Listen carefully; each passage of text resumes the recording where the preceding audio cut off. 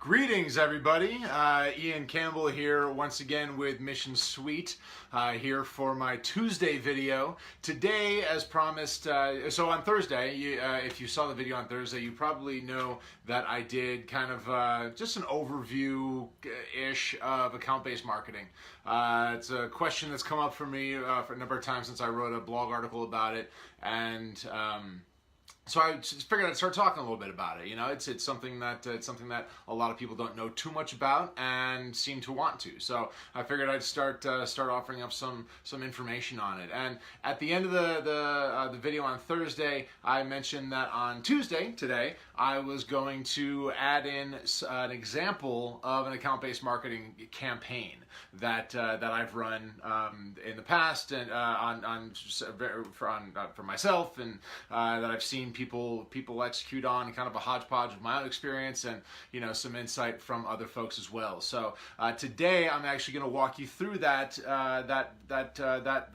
campaign. So, and if you'll forgive me, I took some notes down here on my iPad, so because I want to make sure that I don't forget anything, and I don't want to kind of have to delay the video in trying to remember exactly what I'm talking about. So excuse me, here we go. So for the purposes of this conversation, I'm going to assume that you already have your persona roles built out. You've already got your target list built out, so you know exactly who you're targeting. You know the companies that you're targeting, and you know the roles or the personas inside of that company. So the first thing that I'm going to do when I create, so based on that information, the first thing that I'm going to do when I create my campaign is, first things first, I'm going to determine my channels. And for the purposes of this, and if you'll excuse me, I've got to, for the purposes of this, I'm going to use LinkedIn, Facebook, Google AdWords, and email. So those are the four things that I'm going to be utilizing as channels for this account-based marketing campaign that I'm going to run.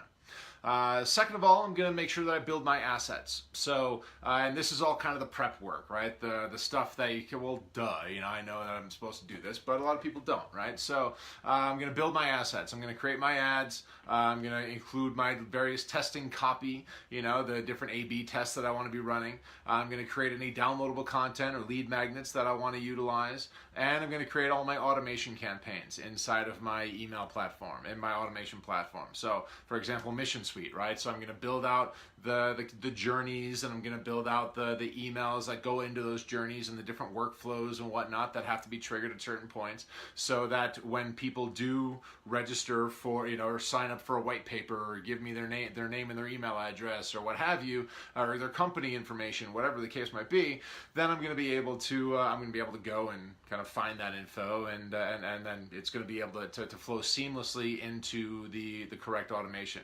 So all those things I've got to make sure that I'm building out.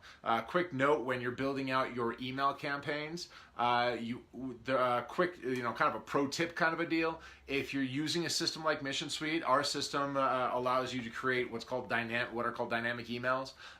So info-based content. So for example, if I'm going after Ford Motor Company, for example, I can have the email. I can drop a placeholder in that says, if the company name for this contact is Ford, then I want to put this picture in, right? I want to put a picture of a Ford F-150 in the email, and then I'm gonna customize the content of that email, of a couple paragraphs in that email based on Ford Motor Company specifically. And if I'm going after Chevy, or let's say I'm in the motor industry apparently, but if I'm going after all these different companies, then I can build out one email, and with my dynamic placeholders, I can vary the information in the email based on what's in the contact record. So if you're going to use an email campaign, if you're going to use any sort of email automation with your account-based marketing campaign, then that's probably a best practice to utilize, because you want to make sure that you don't want to have to create specific emails for every single target campaign. You want to be able to create one email that you can then apply to your target campaigns, but just customize very specific pieces of it, and that's going to help quite a bit. And I'll talk more on dynamic emails at another time. So So that's all the prep work, right? So all that stuff is done, but it's important to make sure that we have all that information, we have all that stuff ready to roll and on board here. So now here's where the meat of it comes into play, right? So first things first, I'm going to find my audience. And you know, so one thing here that I did forget to mention in the setup aspect of this is that you want to make sure that any landing pages that you have created for this, so you're going to send people landing pages, right? You're going to send anybody that sees your ad and whatnot, you're going to push them over to landing pages, and you want to make sure that those landing pages have the proper pixels set up, because you're going to create retargeting audiences, right? And those retargeting audiences are going to be a very strong asset for this campaign. So you want to make sure that the landing pages that you have set up have a Facebook pixel on it, have a LinkedIn pixel on it, they have a Google pixel on it, right? So you want to make sure that you have all those things, because what I'm doing is I'm driving traffic to that page because I need to create that audience, right? So where are we finding the right people though? And this is the big question. So let's say we're going to start with LinkedIn, right? And because with LinkedIn advertising, you're able to narrow down to a specific company. So I want to find everybody in sales and everybody in marketing in the Ford Motor Company, for example, right? So I can narrow my ads and just show those ads to people in sales and marketing in Ford Motor Company. Right there. So that's a huge asset, right? Because now everybody that's going to this one page is going to be defined as a target. And so this account-based campaign is now going to, you're creating this audience that now you can turn it around and send it to and use Facebook and continue to use LinkedIn and then use Google and the display network, the Facebook audience network, all these different things. You can use all these different channels to now focus specifically on the people who have already seen that first ad. And the only people who have seen that first ad are the people in the specific audience and these target companies that you want to go after, right? So, and again, I mean, you can, if you want to go after the car industry, you know, then you can go after Chevy and Ford and all those different things, and you can, yeah, I mean, everything is going to be pretty similar in scope, and you can certainly set that up. But if you want to go after one specific company, you can get even more targeted that way, right? So it's all going to depend on how much money you've got to spend and how much you can kind of spread your resources. And obviously, that's going to be a big decision based, you know, with any sort of advertising that you're going to do. So you're going to take that, you're going to use that campaign, you're going to target it to the specific roles inside of your specific target companies that you're going to go after, and send them to that landing page. Again, that landing page have those pixels set up so that you're able to capture those folks and then retarget them later on, right? And like I said, you're going to have to spend some money to get the ads delivered, but it's going to narrow down your future ad spend and increase your overall return on investment. So now let's talk about retargeting that audience. So you've got your audience identified because they're the ones that have hit this one landing page and have been tagged in the specific way. So now you're going to start targeting them. You're going to hit them across Facebook. You're going to hit them on LinkedIn again. You're going to hit them in Google again. And keep in mind that you're still moving these people through the funnel.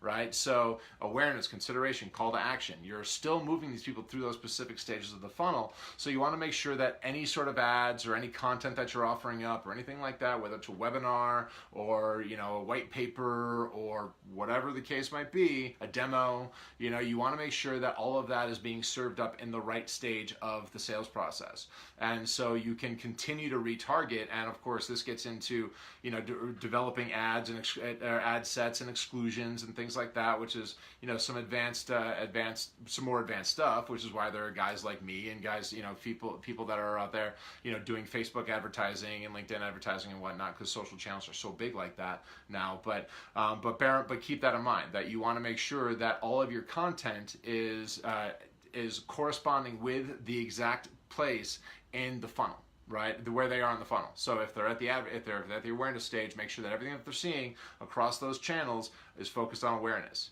right? And because again, you can build out those exclusion audiences. So if you're otherwise, you know, you want to make sure that excuse me, you want to make sure that if they're in the consideration, that they're getting that consideration content, right, et cetera, et cetera. So try to keep, and make sure that it's consistent across the board. And also, and this is actually a reflection of a conversation that I had earlier today, make sure that you're keeping in mind the level of trust at each stage of the funnel. So don't go asking for a full contact record with phone number and company and everything else when they're just at the awareness stage and just getting to know you, right? So, kind of ask for bits of information at a time, and as they kind of go through those stages, maybe you've got 3 different phases of your awareness stage where they are giving you their name and email the first time, and then they've got to give you their phone number and their company name for the second one, and then their phone number for the third one, and then finally they're ready to move on to the consideration phase, right? So those types of things you can set up inside of your automation tools and inside of your ad channels, so that you can really kind of maneuver people the way that you want to do it. But yeah, keep in mind that where they are in the trust factor at each stage as well. So the next thing that I'm going to do is I'm going to make sure that I have my email campaign set up to run in parallel with the ad stages of on my social channels. Because again, I want all of my messaging to be consistent across the board. So what they see on LinkedIn, they don't necessarily have to see the same ads, but I want them to see the same messaging. So if they're seeing awareness messaging on LinkedIn, I want them to be seeing awareness messaging on Facebook, on LinkedIn, or on Google, and in their email inbox too, right? So, and this is of course assumes that you've got their email, any of their email stuff, but make sure that email campaign is able to run parallel to those funnel stages. And there's ways that you can set that up so that you can send information back and forth through something like Zapier, or maybe at each stage when they're filling out a specific piece of information, you can kind of maneuver people in your email campaign and then send that over to your custom audiences, things like that. So, but make sure that everything is running parallel. And keep in mind, so because you want that message to be consistent across the board. And the last thing that I'm going to say is that I'm going to put a clock on it. So I'm not going to run these ads in perpetuity. I'm not going to submit one person to the same advertising messaging for the long haul, for the next 6 months, right? Because, well, maybe I am, but I mean, there's going to be a clock on it, right? So for me, I'm not going to do 6 months because that's not worth it to me. If people are going to, if someone's going to respond to something like this, then they're going to respond typically within the first 30 to 60 days, right? So my clock is going to be somewhere between 30 and 60 days for each stage of that funnel. So if they're going to, and then if they don't respond, then they're going to go into a bucket to be remarketed maybe 6 months down the line. I'll pick this up again, right? So because if they're not ready now, maybe in a couple months they'll be ready, right? So I'm gonna continue to market to these folks, but I'm not going to continue to market with the same exact messaging over and over and over and over and over and over and over again for 6 months in my case, because it's not going to be worth it for me. And I know that because I have the experience in my own company and knowing how people make decisions. You're going to have to make your own decisions when it comes to that. So you're going to have to figure out, you're going to have to know, or at least have a good guess as to how long it's going to take people to act on something before they're just going to say no and leave me alone, right? Because you don't want to annoy people, you don't want you want to avoid ad fatigue, which is basically where people see the same thing over and over and over again. They're just like, yeah, no, I know all about you guys already, so I'm not going to pay attention to you. Because then 6 months down the line, if you try to market to them again, they're just going to ignore you because they think because if they click on something now, because everyone knows about retargeting now, right? So they know that if they click on something, they're going to end up in your funnel again, and that's something that they want to avoid. So keep those things in mind. So first of all, again, persona roles and target list created. That's kind of a given in this. And we can talk if it's something that you want me to talk more on. I'm happy to do so. But first, determine my channels, build out my assets, find my audience. Starting with LinkedIn, and then kind of developing it further in the other channels. Retarget that audience, and then finally, make sure to run your email campaigns, those email campaigns parallel to the ad funnel.